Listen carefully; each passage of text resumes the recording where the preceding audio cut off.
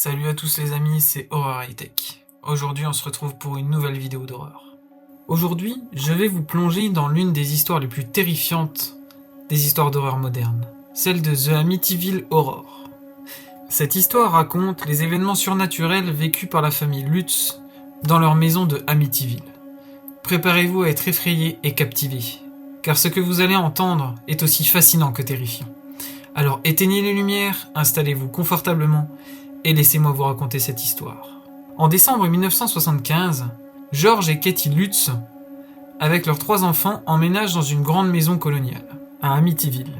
La maison, avec ses 6 chambres, sa piscine, semble parfaite et vendue à un prix incroyablement bas. Pourquoi si peu cher ? Parce qu'auparavant, Ronald DeFeo Jr. avait assassiné 6 membres de sa famille dans cette même maison. George, qui jusque-là n'avait jamais été frileux, est constamment gelé et se retrouve obsédé par la cheminée qu'il alimente en continu pour tenter de se réchauffer. Des portes et des fenêtres s'ouvrent et se ferment toutes seules. Des bruits inexplicables, comme des coups, des pas, résonnent dans toute la maison. Mais ce n'est que le début. Très rapidement, les phénomènes s'intensifient.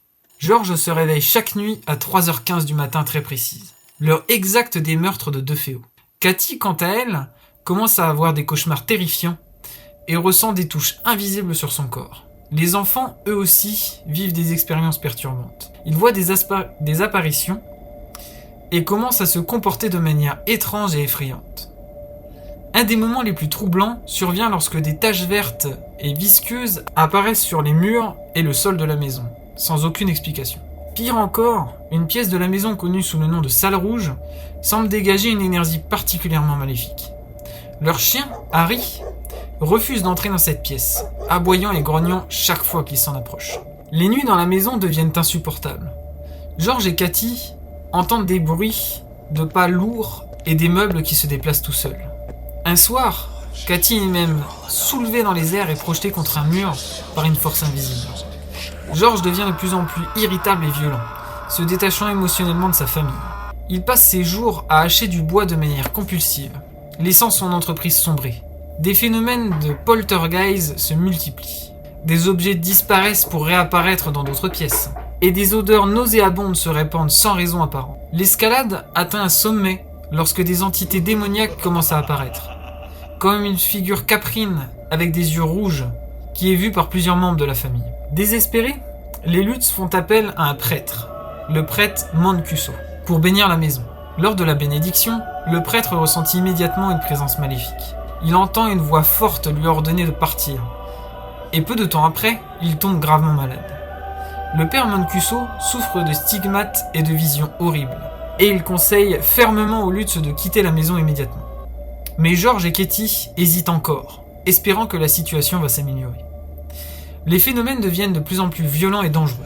Des entités invisibles attaquent directement les membres de la famille.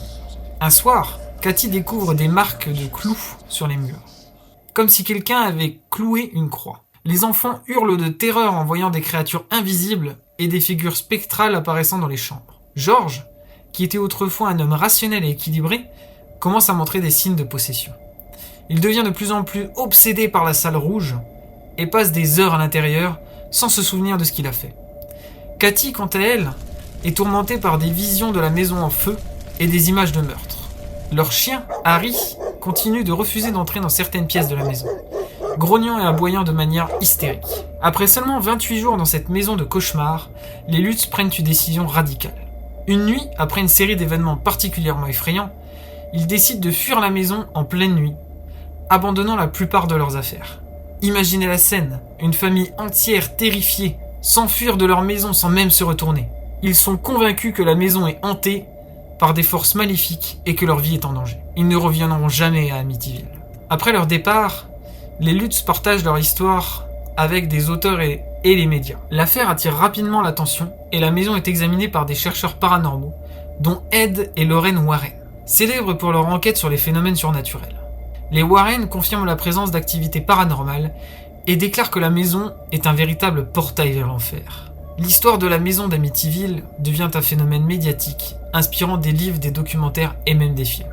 Bien que certaines personnes remettent en question la véracité des événements, Les Lutz maintiennent que leur expérience a été bien réelle. Ils passent le reste de leur vie à essayer de comprendre ce qui leur est arrivé, tout en vivant avec les séquelles psychologiques de ces 28 jours de terreur. Et voilà, c'était l'histoire terrifiante de The Amityville Horror. Que vous croyez ou non aux fantômes et aux forces surnaturelles, cette histoire reste un classique de l'horreur. Elle nous rappelle que parfois, même les maisons les plus belles peuvent cacher des secrets effrayants.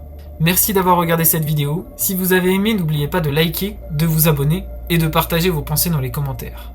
A bientôt pour une nouvelle histoire d'horreur terrifiante.